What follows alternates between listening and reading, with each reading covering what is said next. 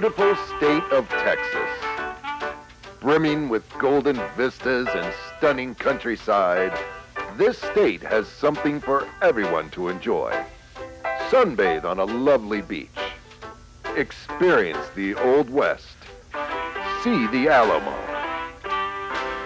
Enjoy the entertaining nightlife. Explore the countryside. If you do plan on braving the wilderness during your stay in Texas, be mindful of the following. Coyotes. Although a human death from coyotes is unlikely, they have been known to act with aggression towards people. Cottonmouths. Usually very timid. If a cottonmouth feels threatened, they will strike. If bitten, seek medical attention immediately. Cougars. These predators are extremely stealthy, preferring to strike their prey from behind. Don't travel alone. They are less likely to attack a group of people, and be mindful of signs indicating their presence. Dogman.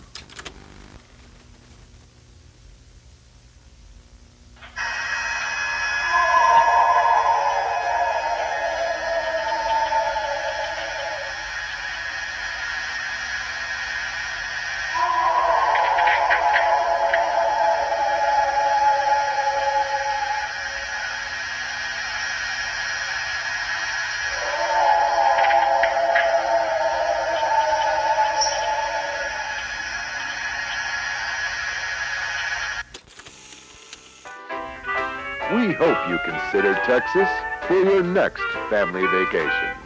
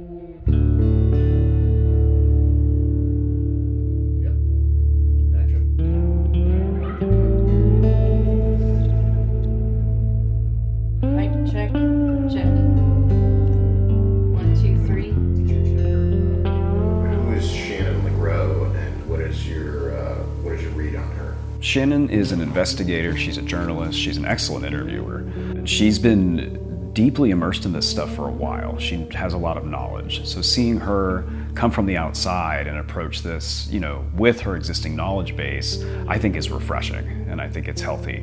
I'm very deep in this, so having an outside perspective is helpful. Yeah, so as far as Aaron goes, after spending time with him, I know that he's in the community with other things besides cryptids, DOGMAN, but his level of passion for DOGMAN, I enjoy it because he's much more well-read on it than I am. My side of things is coming in at it as someone who is not adept at all in the DOGMAN subject. Only having taken witness statements and hearing their encounters and how it made them feel and what they saw, I don't have any clue what these things are. They should not exist by all rights. There should not be sightings of these things anywhere. So I was not aware of essentially this dogman triangle in Texas prior to this. It started as research for an episode of a podcast that I produced, and it centered on 3 sightings in the central hill country, Austin kind of area near Lake Travis that were all very similar roadside sightings or taking place near campgrounds. And when you put them on a map, you get a triangle of about 700 square miles. It's difficult to say how much time I spent on this project, but if I had to guess, probably somewhere in the neighborhood of 400 to 500 hours. I started the book about a month before we found out my wife was pregnant, and I finished it about a month before our son was born. So it definitely took a lot of time and energy, away from her and away from preparing for our son to get here. It took a lot. Most people ask me how I got interested in cryptozoology. It's kind of an untraditional pursuit, I guess. So when I was 8 or 9 years old, I saw this TV show about Bigfoot, and it was just something inside me clicked, because it seemed like a perfect synthesis of all of my loves. It was an animal, it was a monster, it was kind of all wrapped up into one. Certainly never planned to make a career out of it. I've just been very blessed. Well, I was early on attracted to monster movies. I loved anything horror or monsters. And when I was in 3rd grade, I got a book called Strange But True, and it had chapters on Bigfoot, Yeti, and the Loch Ness Monster. And that really captured my imagination, because I'm like, these seem monstrous, but you might see these in real life. It was strange but true. And ever since then, been fascinated with this subject. Well, it really began when I was a little kid, about 5 years old, and my mum and dad took me to Scotland. If you're going to go to Scotland, where you got to go? Loch Ness. And my dad told me the story of the Loch Ness Monster, and I was like, oh my God, there's monsters.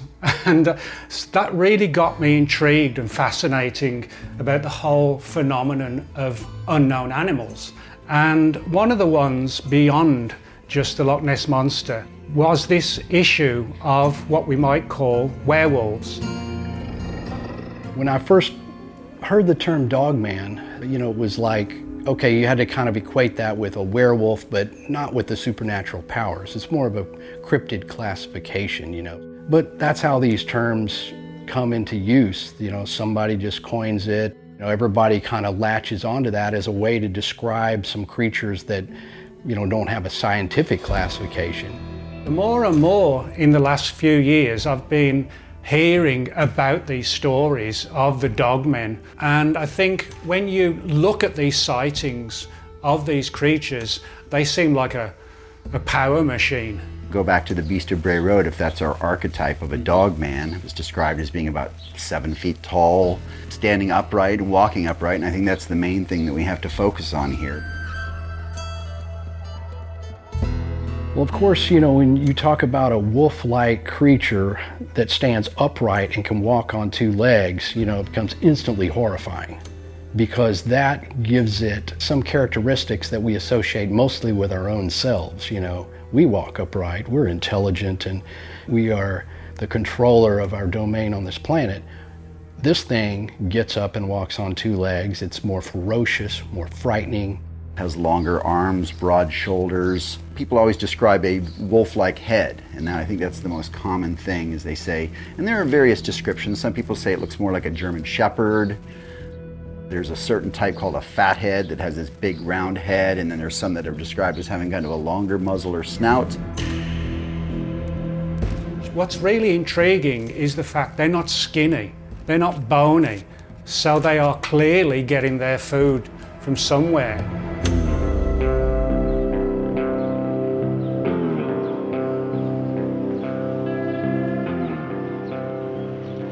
What sparked my interest in this phenomena originally was books like The Beast of Bray Road and the film by Small Town Monsters, The Bray Road Beast. And then similar cases where you had recurring witnesses and recurring physical traits coming up again and again and again, with people using the term werewolf or dogman. What got me interested in this in the Central Texas area was a personal encounter relayed to me by a very close friend, someone I knew very well, have no reason to distrust. someone who doesn't have the time in the day to make up stories and didn't want their full personal details being shared, in the course of my research because they were concerned about privacy. So this friend of yours, he doesn't want to be on camera. We might be able to speak to him, though, over the phone? Yes, and Trent, he actually just texted me a minute ago. He's ready for a call, so if you'd like, we can reach out to him now. Absolutely. And talk to him a little bit, yeah. Hello? Hey, buddy. What's going on? So you have relayed your story to me a couple of times, but I was hoping you could talk through it again and just sort of break down the sequence of events. Yeah, for sure. It was August 2018. We'd been driving all day. It was starting to get late, and it's tree lined pretty much the entire way from where we got off 281 to Austin. Pitch black outside, can't see really anything except what's in front of you with the headlights. I see this figure on the side of the road, and as I get closer and the headlights really shine onto it, it was something I'd never seen before. The best way to describe it is a large canine-like animal. And I think the two biggest things that really just stick in my mind are its eyes, not like regular animal eyes.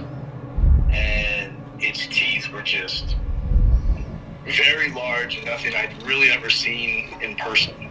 They still looked like they had blood from the carcass that was eating on it. It looked like something out of a movie, how the blood just drips from these very big teeth.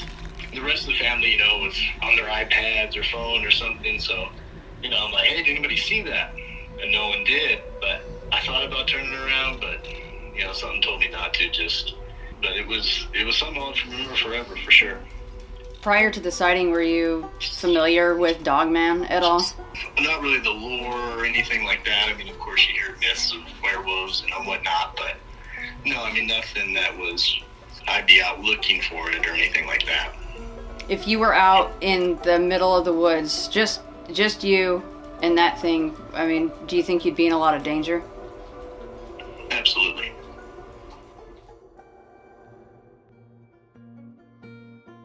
One of the things that's intriguing is the fact that we can see stories and woodcuts and things like that all over Europe, elsewhere, which show images of what you would call an upright wolf.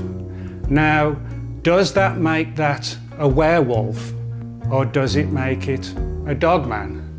And I think there is some sort of differentiation, because if you look back at the sightings from, say, the Middle Ages, they just look like upright wolves. It's exactly what they look like. You have in this particular area sort of German and Czechoslovakian influence. You had a lot of German people that settled here, New Braunfels, Fredericksburg, Schertz, and some of these areas around here. So there's a blending of cultures. I've noticed investigating the dogman that you often find in areas where you have high concentrations of German and French kind of Western European settlers, that you have these kind of modern dogman or werewolf types of traditions. And you could speculate as to whether some of this at least could be associated with, different folkloric traditions that were brought over from Europe. The Rougarou, there in Louisiana, you have that French culture, and now you have a kind of a werewolf influence there. So certainly, every cryptid is a case of composite identity, meaning that you have a blending of different influences. Perhaps there is a mysterious creature at the root of the stories, but you also have misidentifications of known animals, mass hysteria, and unfortunately hoaxes. That becomes part of it too. So.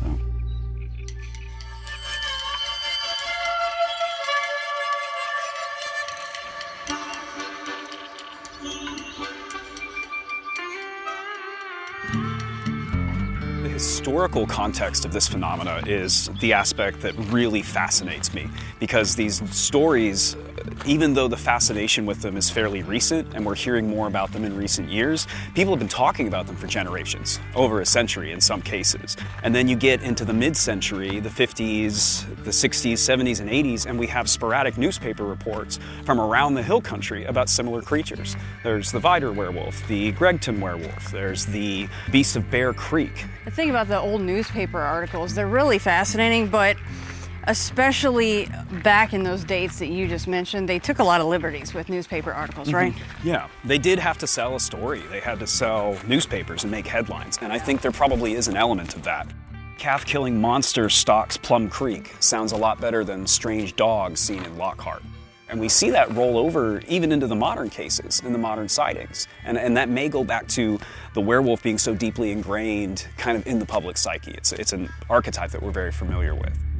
The behaviors that are described are still very similar. You still have stories of them standing by the wood line or rising from all fours into a two-legged stance and then walking away. Those attributes are consistent, but you do see with the old newspapers a sensational take on it, where you can tell they were trying to catch people's attention. What other old cases are there here in Texas? Going west from San Antonio, heading more out into West Texas, you have an area known as Clio, and there's a fixture there called Bear Creek. And there's a story of a shape-shifting, allegedly Native American shaman who could take on the form of an upright wolf or possibly a bear and would predate on people and animals and generally make life miserable. What's really interesting about the Beast of Bear Creek is that we have this carving called the Clio face, which is done into the side of a limestone bluff. But some people will tell you that this face may or may not be a representation of the Bear Creek monster. And that probably goes back to the thought that it depends on with what lens you're looking at something through, right? If someone saw a demon or a werewolf. Another story which is not directly next to this one, but looking at a map of Texas is still relatively close, is the Bear King of Marble Falls. And that's actually going up further north towards Austin. And you have this old story which, again, seems to originate in the early 1900s. So a lot of these early cases go back kind of right to the turn of the century. But the story is that this large bear, ape, maybe dog-like creature came out of the woods, abducted a local farmer's daughter, and hauled her off into the mountains somewhere.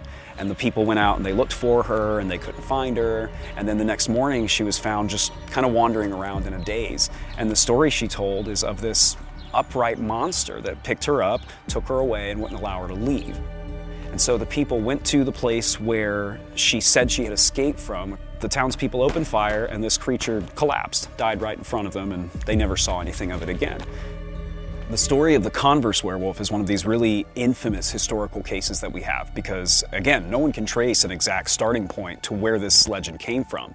But Converse is a small city northeast of San Antonio, and this story is supposed to have taken place anywhere from the late 1800s, maybe around 1900, and some accounts say as recently as 1960. Due to the nature of the story, I have a really hard time it could be that recent because we have so little documentation. According to the story, a rancher and his son moved to Converse, Texas, which is in Bexar County, northeast of San Antonio. And the father had been either ex-military or in the Civil War, and so he was kind of a rough and rugged kind of guy, but his son was not. And so he told the son, I want you to go out by yourself and hunt for a deer. So he gave him a gun and he sent him out. So the son goes out, without knowing what he was doing, and he went to this creek they called Skull Crossing. And when he was down there, he had sort of a horrifying experience. So he comes back to the house and he says, Dad, I don't want to do this anymore. And Dad's like, what's the matter? The son said that he had seen some sort of a werewolf-looking creature.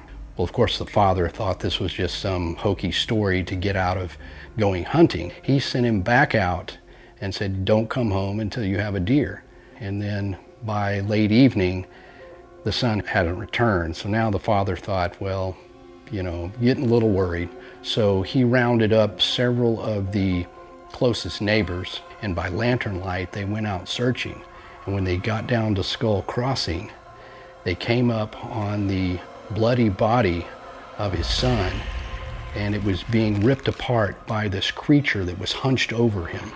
And the creature looked very wolf-like, canine, snout, and when they put the light on this thing, it stood up and they took a shot at it, and it took off running on two legs, ran into the woods. And this, of course, is a legend. There's no documentation to say it's true, but as much folklore or legend goes, there can be a grain of truth in these stories, and it's interesting that so many years back they described something that we would identify as a werewolf or even a dogman. Well, being native, of course, and growing up, you know, our folklore, you know, some of our tribes mentioned these things, they existed way back then. And being Apache, you know, I heard stories, but, you know, you don't want to think, you know, how they ain't real. But of course now, I understand these things exist. A reason I got into Dogman, I have personal friends and my ex-brother-in-law encountered Bigfoot. So I got into Bigfoot, listened to different podcasts, and, you know, listened to people's encounters. And I heard some witnesses encounter Dogman. And then I heard people have sighting here in Texas. And I did some research and looked up the first encounter in the state of Texas was by Seguin and Converse, Texas. I think the late 1800s, something like that, about a young man getting killed. As I got into it, my dad, he opened up and started telling me he saw him when he was a kid. Back then it was in the 50s, late 50s, it was not wooded, right? He's thinking now it's a dogman. But his first thought was a timber wolf. Well, there's no timber wolves in Texas. Well, my dad told me he was face to face to this thing. It was like maybe 20 feet away.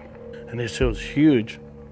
But now, since I'm talking about the subject, well, he was thinking it was one of those things on all fours. It was so big. In February and March of 1980, there were a series of livestock killings up near Plum Creek, mostly calves. In fact, there was a rancher who lost maybe 5 to 7 calves in a short period between February and March. Ultimately became known as the Plum Creek Monster. There was a gentleman named James Witter, I believe, another rancher who claims he saw it and chased it.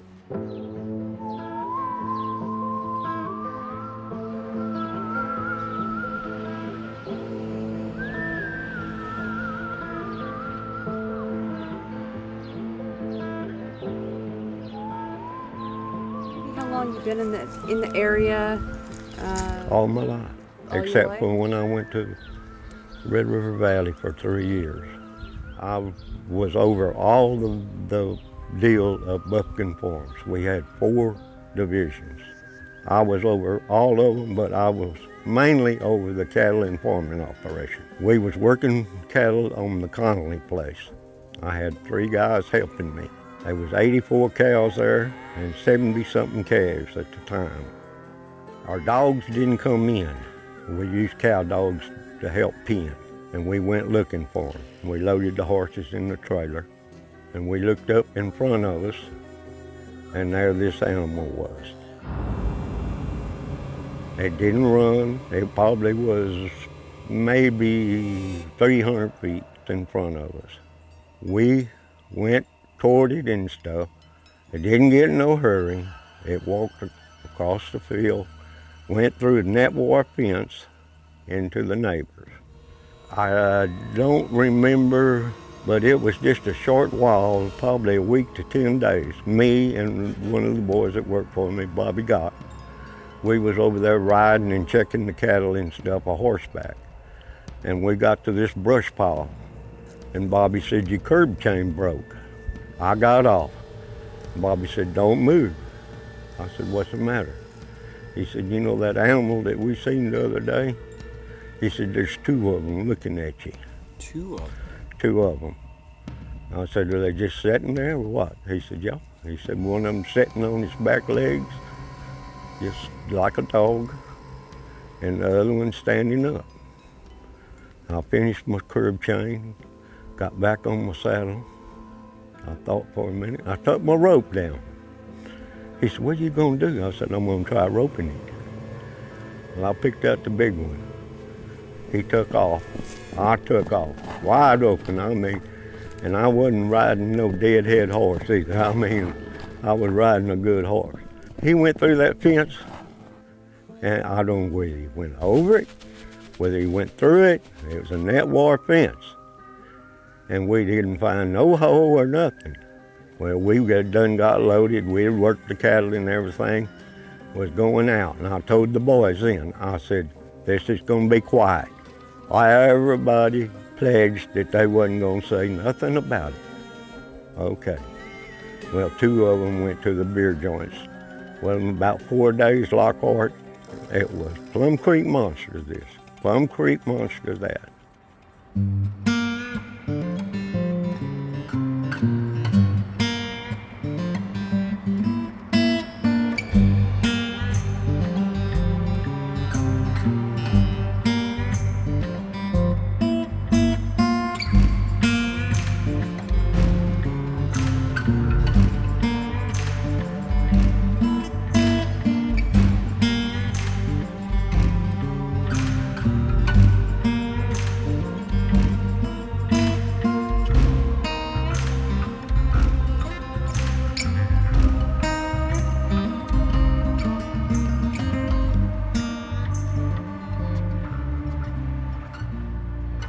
Texas is an enormous territory. It's over 268,000 square miles. You have environments from almost a desert, very dry and very arid, to swamp-like areas that are very humid, very hot, lots of mosquitoes.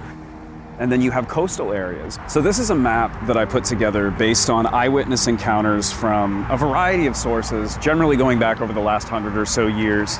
And you can kind of see a concentration here towards the center of the state. If you start over here in the southwest area near Clio, going over to Fredericksburg and Kerrville, you have kind of a cluster down there. That's where we have the Clio face, the carving that we've talked about. And then we go over to Johnson City, Lockhart, and that's concentrated more in the Austin area. Austin, of course, we have the Brody Lane monster, Lockhart, the Beast of Plum Creek, and then going down to Houston, the Houston area, there are numerous encounters out of Sam Houston National Forest, which is a tremendous amount of space, 164,000 some acres, goes into 3 to 4 counties. It's huge, it's enormous. And then we have Conroe, Vidor, and Orange, which are very close to the coast, kind of getting down near Galveston in that general vicinity. If we go further up north, into the Dallas area, you have Paradise, Sanger, the Dallas-Fort Worth area itself, and then going a little bit south, you have Collin County. We have various encounters online, including one where someone actually took a shot at one of these creatures through a scope. Okay, so when you started to put these points together, do you remember which points were kind of first, and when you realized, oh, this is making a, essentially the Dogman Triangle? Yeah, I mean, I started at home, essentially. I started in my backyard, and the first 3 encounters I really looked at were Lampasas, Fredericksburg, and Johnson City. And that formed a triangle of about 700 square miles. And that's where the idea of a concentrated area came from. And then I started looking at older newspapers and folk tales and talking to different witnesses, and the map just seemed to grow. That 700 square miles wasn't good enough anymore.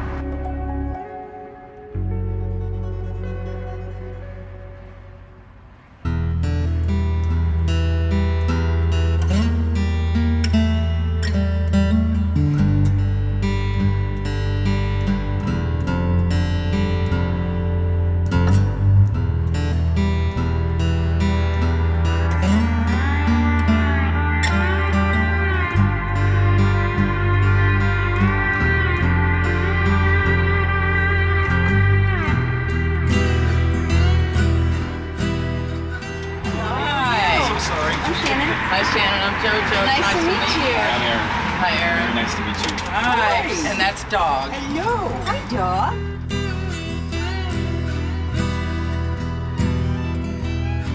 Because just to let you know, we didn't know what Dogman was. We just thought they were these monster animals that we weren't supposed to mess with. As per my grandfather said, leave them alone. They'll leave you alone. Don't mess with them. So I guess he used to see them quite often. We had big barns, and sometimes there would be things in the barn making growling sounds. My grandfather had cows, lots of Charolais, lots of pastures. I found one yearling way out, probably a half a mile in from anything. All of its bottom of its underside of its chin was no skin, no meat, and then the hole went on like this huge, and it was on its side. So obviously something carried it back there and ate all of its guts. Nothing ever hurt us besides scaring us to death, of course.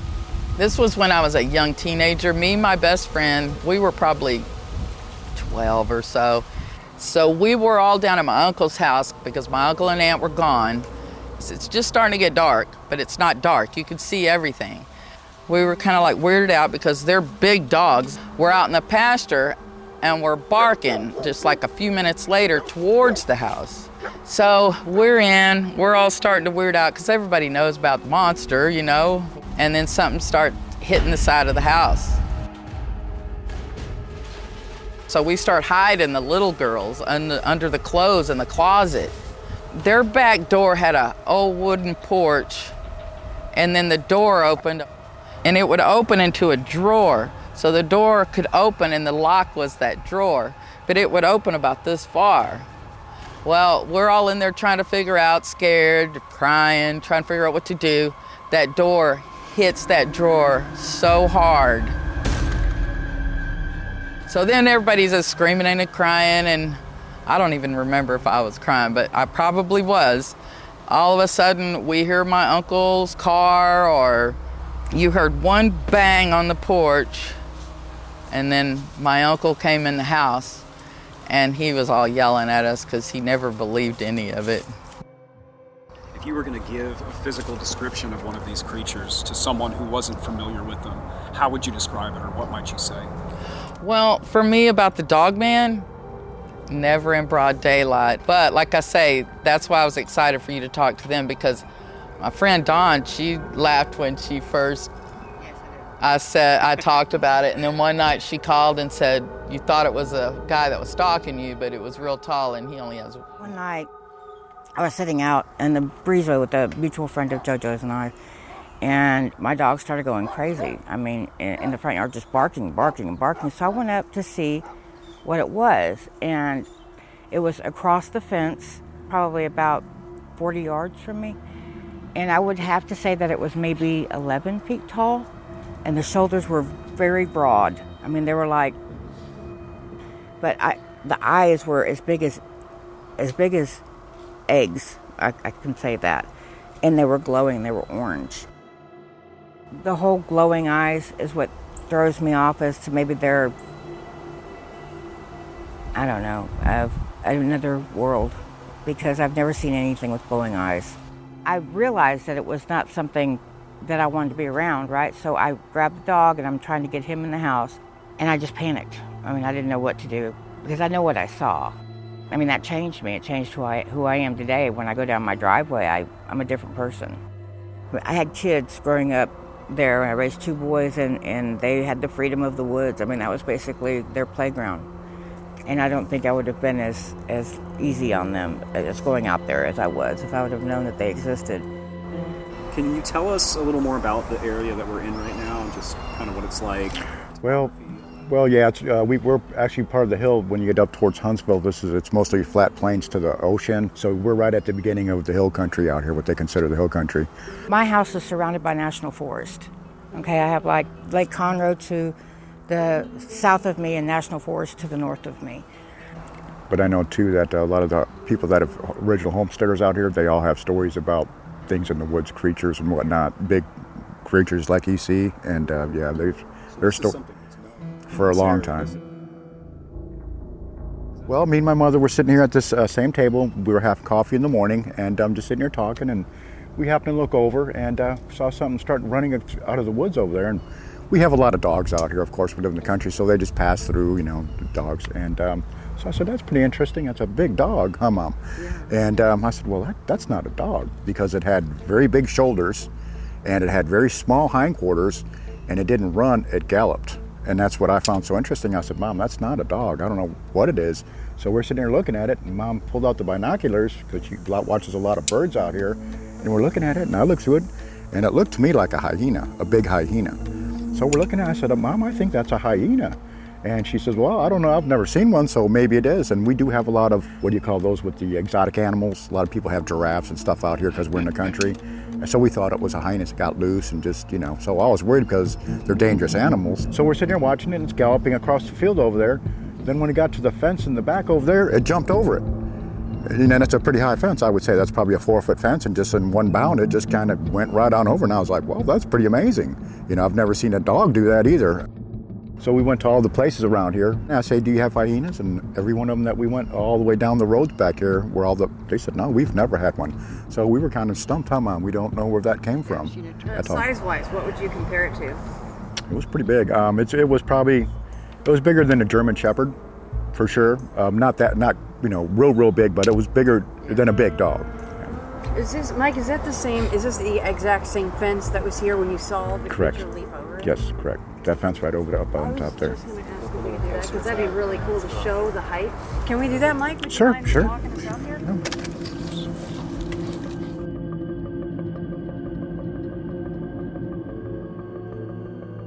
So actually it came out through here, right in here. And I noticed it because when it got to about right here, I was like, what is that? Because it isn't a dog, it's pretty big. And then my mom, she goes, I don't know what that is either. And she pulled out her binoculars because she likes to bird watch in the morning. And that's when I got him and I saw it and I was like, oh my God, I don't know what that is. So he came on through here and basically just started going this way because he went behind this rock. And he was just like I said. This is the path? This is the path right here.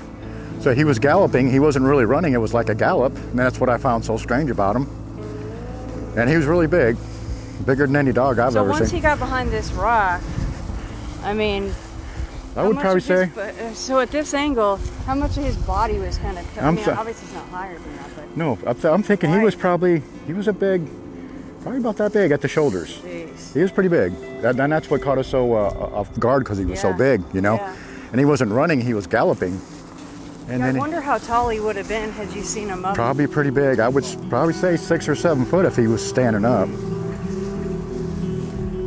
And he just kept on going this way, and just in one bound, he just like right over the fence. And then my mother said she saw him coming the other way a couple weeks after that, jumping the fence and going that way.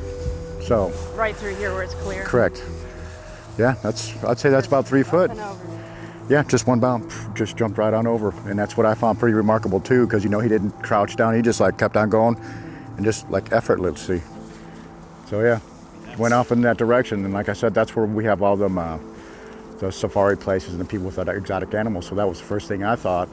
And then we went back and talked to the people all through there and they said, no, we don't have none of that. Yeah, this is a lot more wooded than some of the areas that we've been in for other parts of this. And all that over there, it's all the national forest. They got a couple. Sam Houston. They got Huntsville, yes. Oh, another state park too. We're talking over 160,000. Oh yeah, acres. Big place. They call it the Piney Woods or something like that. The Piney Woods.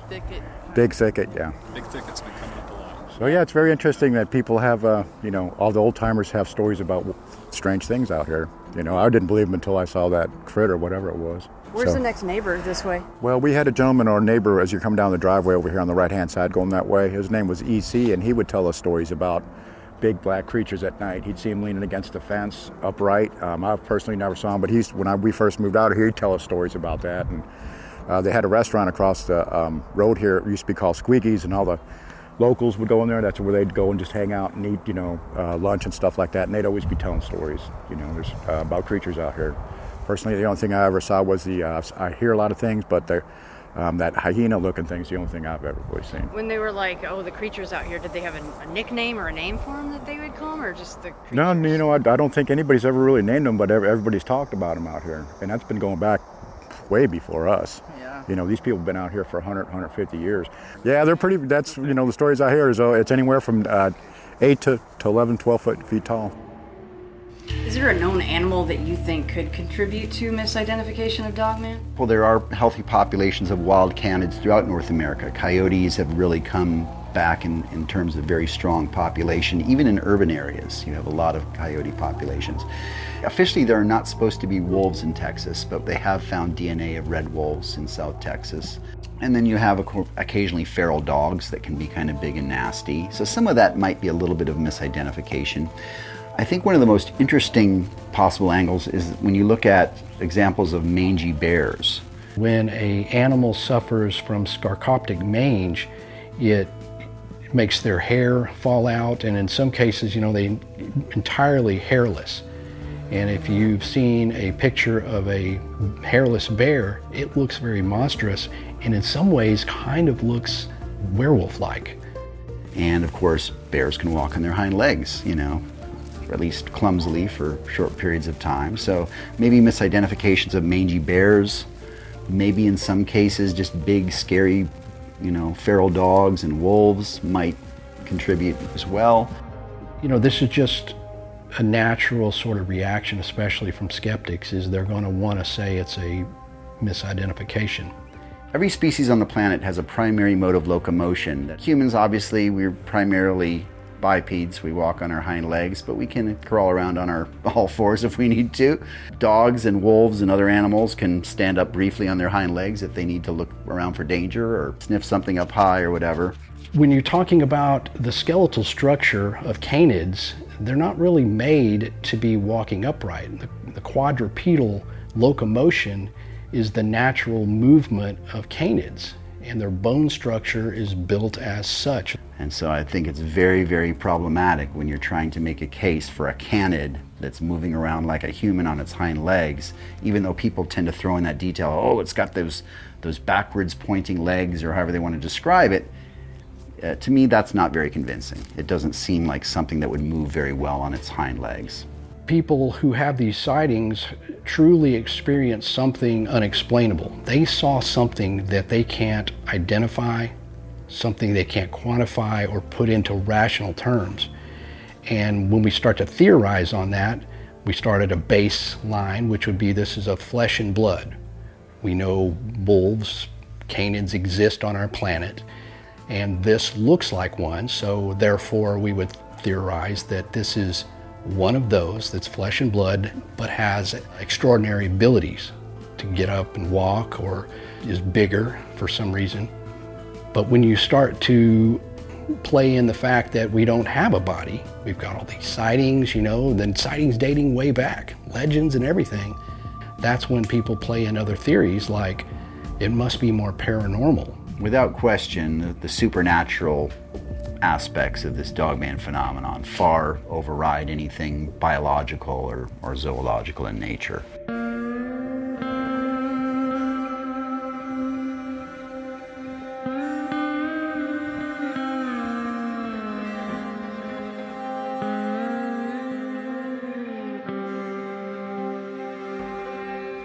Possibly the strangest case of all that I got to was close to about 20 years ago now. And I got to speak with a guy, a farmer, and he told me this story as to how he'd seen this strange creature, a dogman, prowling across his farm.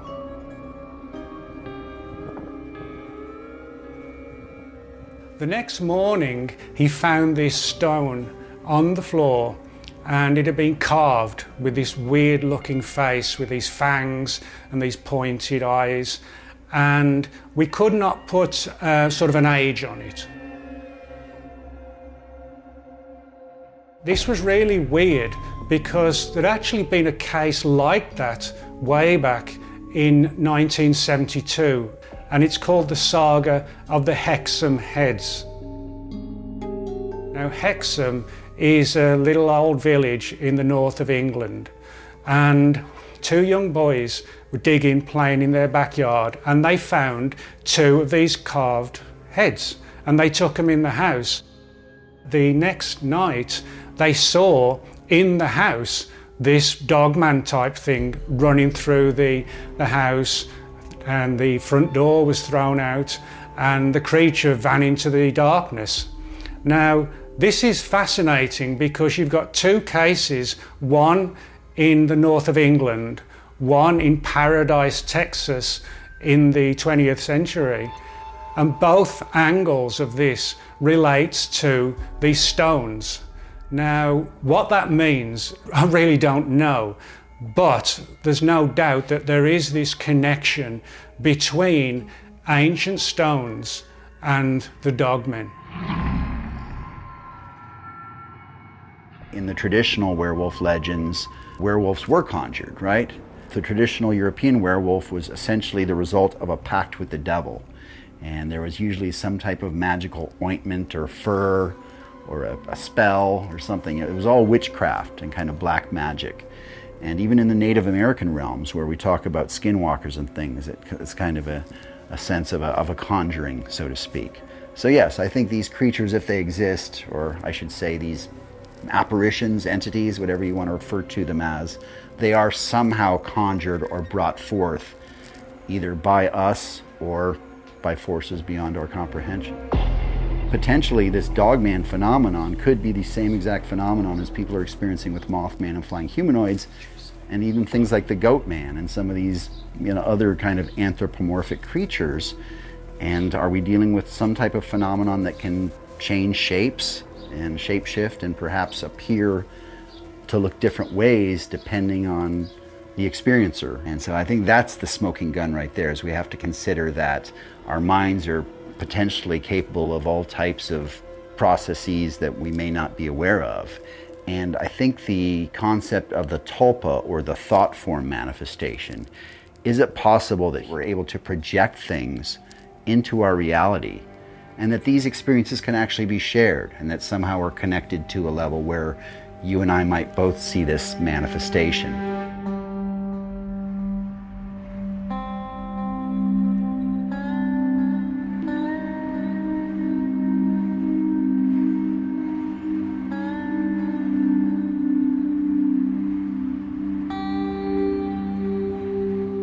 So Aaron, one of the common denominators that keeps coming up with Dogman is the psychological impact, and that can also actually bleed right into physical impact because of the fact that they essentially end up with a form of PTSD. They don't sleep, maybe they don't eat the same they used to, it's constantly on their mind.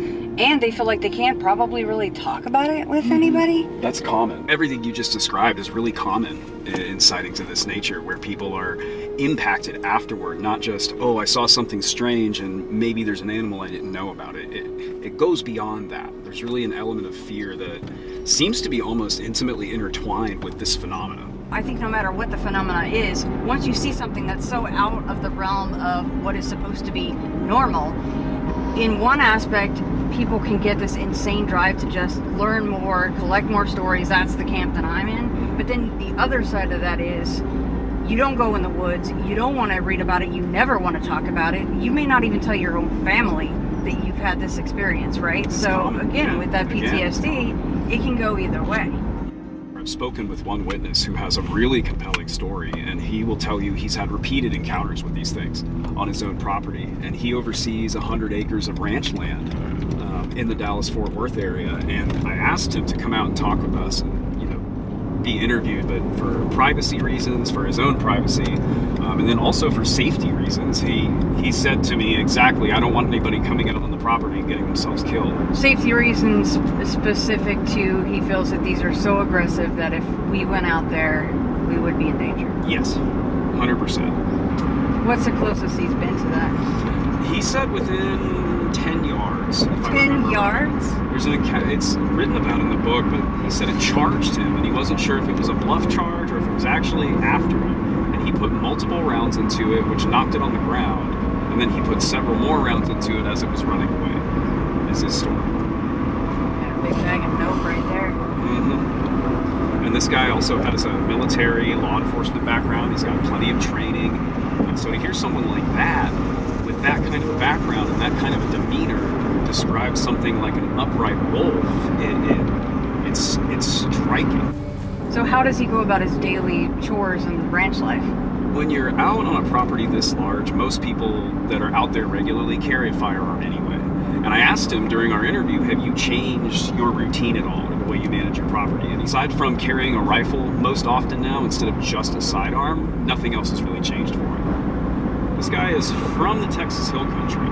He's used to being out in the wilderness. He's used to being around large and dangerous animals. These are people that don't scare easily.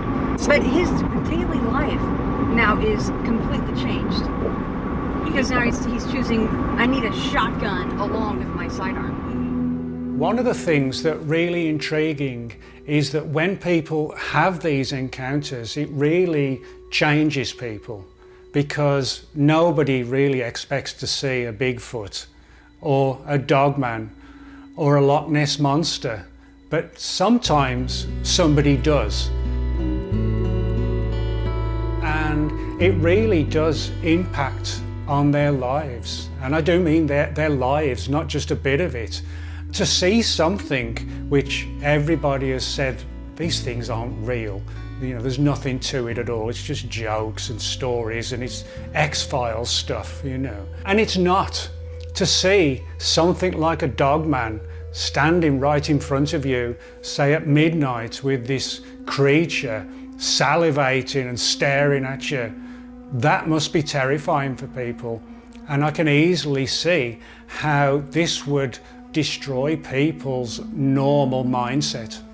I've talked to a few witnesses that were certainly traumatized by these encounters. And in some cases, yes, they did not want to go into the woods or did not want to go alone or stayed out of the woods for years.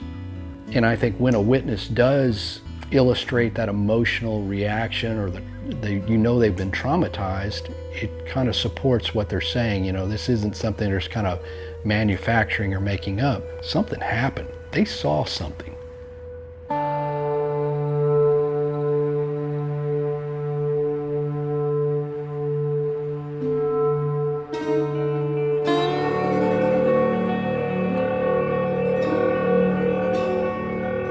Tex, I really appreciate you coming out and talking to us.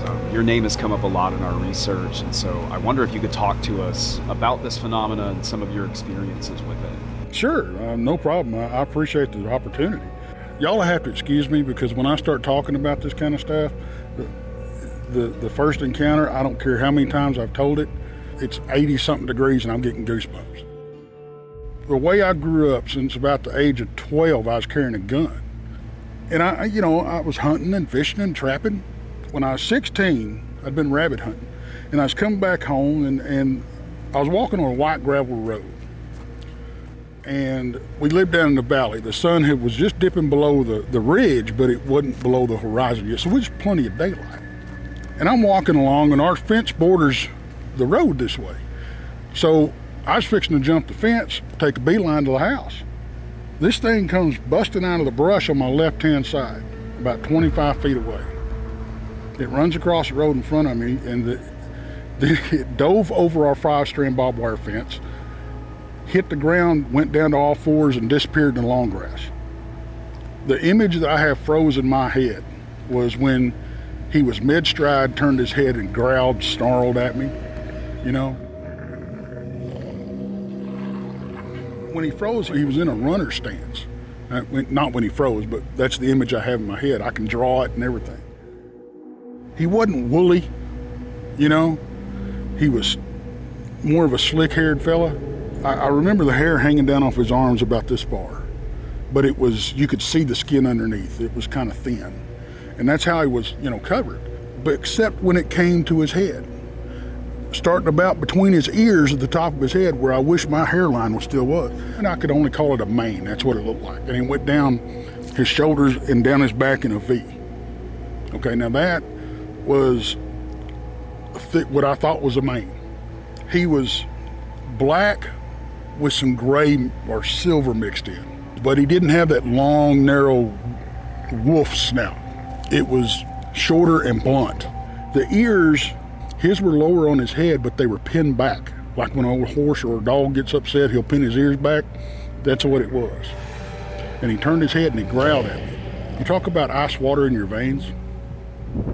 I was frozen. I didn't have the wherewithal to even run, And I'm sitting here with rabbits hanging off my belt. I'm like, I'm dead. He just run off. Like I said, dove over the fence, hit all fours, and he was gone. When I got home, I walked in the back door, I walked in the kitchen, and I pretty much just collapsed in a kitchen chair, and I put my gun on the kitchen table. Big no-no in my house. Mama had a rule, no guns in the kitchen. And she goes, oh my God, what's wrong with you? You're white as a ghost. And I tried to tell her, but I could not talk. Now this encounter set me back on my heels for about 6 months. I didn't go anywhere.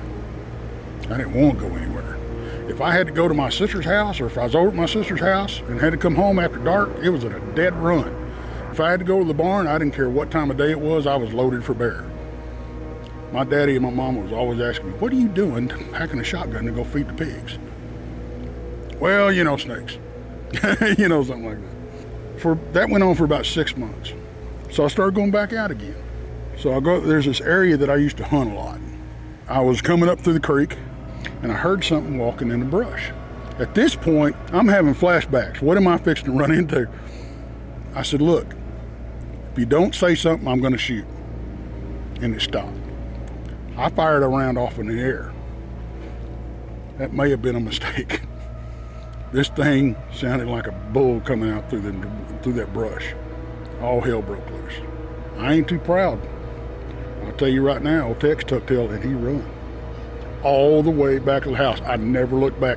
If this critter was fixing to get me, I didn't want to know about it. You regret having the dogman encounters? No, but you know, I did for a while, because if you do open your mouth about it, your credibility is shot with a lot of people. But no, not anymore, I don't.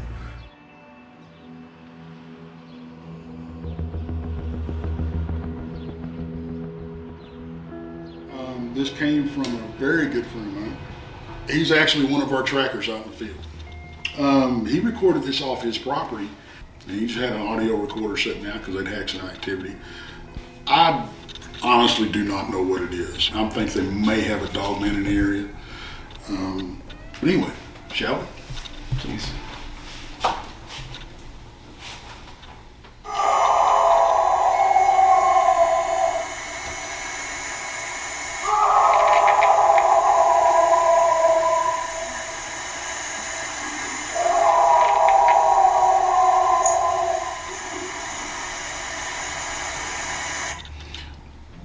What I haven't determined yet, and I've listened and I've listened and I've listened, between the howls, there's a low, almost sounds like a grunt or a growl under there. Can you play it one more time for us, please?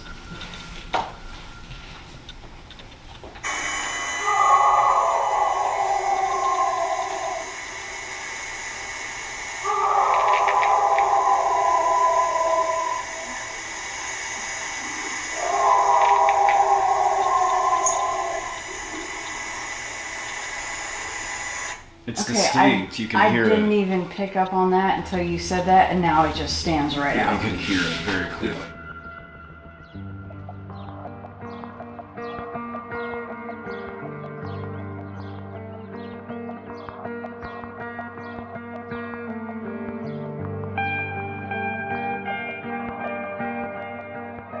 In terms of someone capturing one of these things, audio, video, where are we at as far as that goes? Admittedly, we don't have a lot. Most of the evidence that we have comes in the form of pictures of footprints, some claw marks, a few audio clips from here and there. I do have a video that was sent to me by another gentleman in Texas in a very rural area.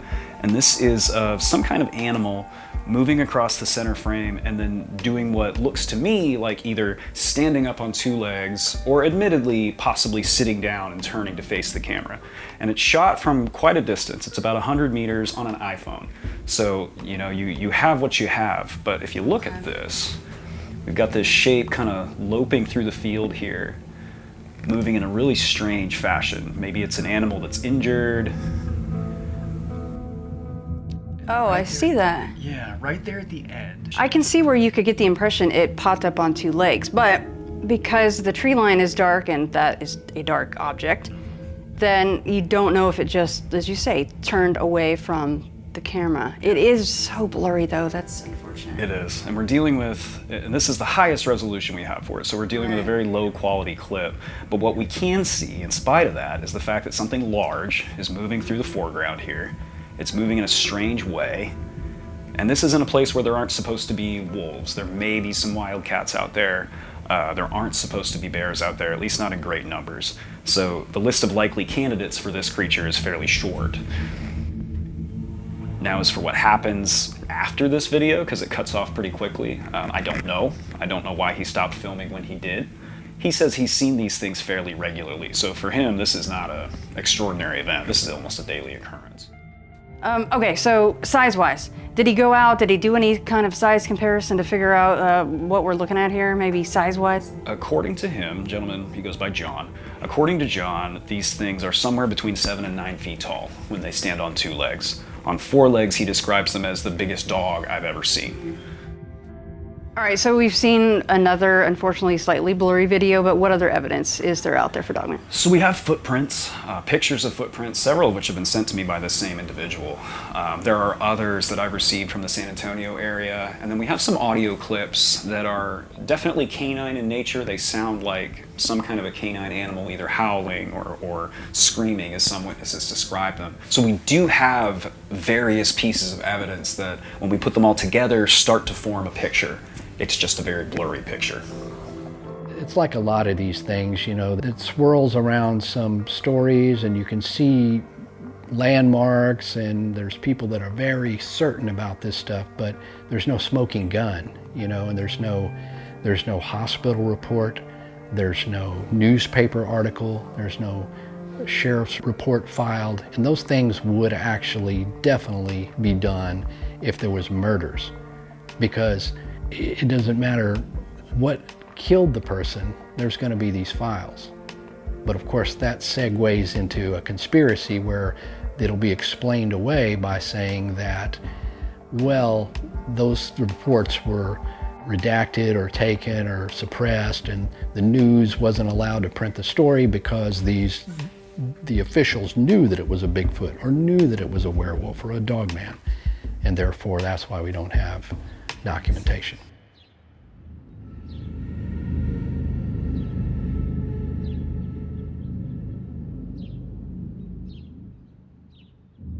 I have a handyman business, but not strictly handyman. I build houses, remodeling, add additions. I mean, another from foundation to the finished roof product. And I cater around the hill country, and I have a lot of these old customers. These are well-established customers. They're real particular who they have around. And I started asking questions. At first they're quiet, and eventually they wound up opening up. And people have told me they have seen sighting out of La Paz, Texas, west of Killeen, different area. But on this incident, a gentleman got killed. Of course, the sheriff went to do a report, you can look that up, and said it was a mountain lion. Big cat did it. Well, the captain, it says in an article, the captain didn't know it was not a big cat, it was something else. I left it alone. I don't know why. One day I was talking to my father-in-law and I asked him about this, about DOGMAN. And right away he opened up. My father was a retired Marine. Well, he's a good friend of the captain of Division of Wildlife. 1 month before this incident happened to this young guy, got killed, they had reports. There were sightings in that area around the Brazos River. So what they did, they got on the river at night, had cameras connected around the boat, and had the boat on a trolling motor, quiet.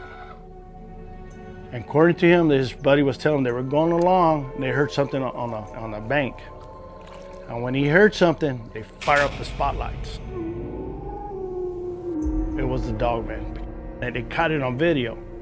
It was 1 month prior for that gentleman got killed. Now up to date, what's going on now in my area. On the 21st of this month, the gentleman reported a Bell helicopter. There was no signal, no lettering, all blacked out, landed in our area. You always hear when the situation's getting extreme or getting out of control, that's when these helicopters start coming in. They're keeping quiet about it. 5 people went up missing. Well, this lady, she had puncture wounds back of her neck, puncture wounds back of her shoulders. They claimed it was suicide. Well, there was another one, a lot of the female, they found her dead. They didn't mention how she died. And then later on they found the gentleman. And about a week ago, I found a Hispanic woman, and they still didn't say what she died of. There's still one missing. You see it, they spin it or try to cover it up and bring something ridiculous like that. She killed herself.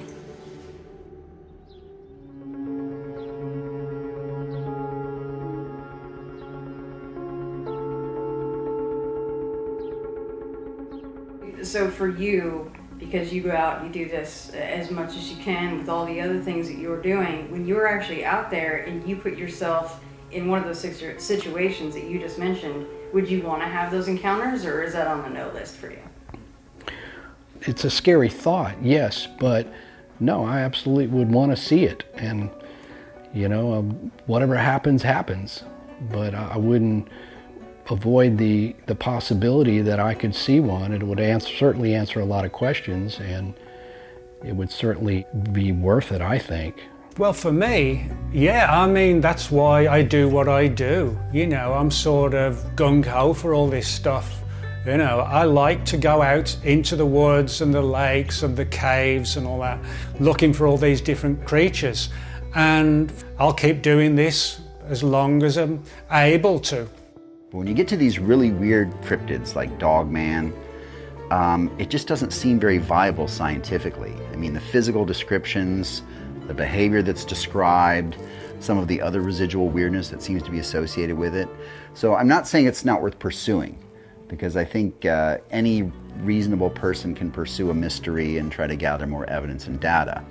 But in terms of cryptozoology, which is what I do, it just doesn't seem like something that I would, you know, put a lot of time and effort into, and therefore I haven't. I've investigated a few cases, but it's not high on my priority list in terms of things to investigate.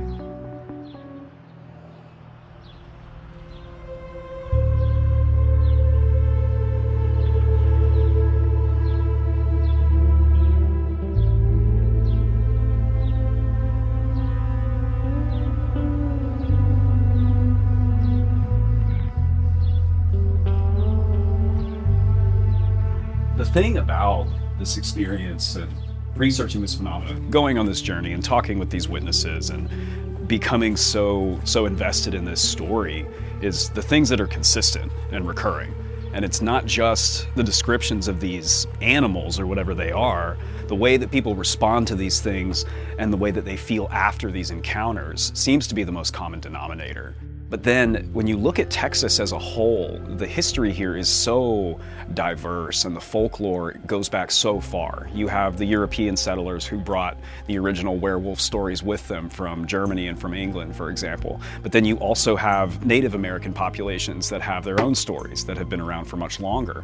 You know, you could argue that it's had so much energy concentrated in it for so long that we're seeing some kind of manifestation. But again, then we go into what are these things? Animals, not animals? A mix of something? After talking to all these people, writing the book, it's not misidentification. This is, whatever it may be, this is what they're seeing, and across the board, whatever it is, it's DOGMAN down the line. What's the best evidence that you've come across? I think I generally agree with you. It's not misidentification. I don't think every case we can necessarily say that. Some of these are probably a dog. Maybe a dog with sarcoptic mange, maybe a canine mix that has several different breeds involved, and that's why we get this really ghastly appearance. But there are too many cases that fall outside of the natural order of things, like you said, that just don't look like animal misidentification.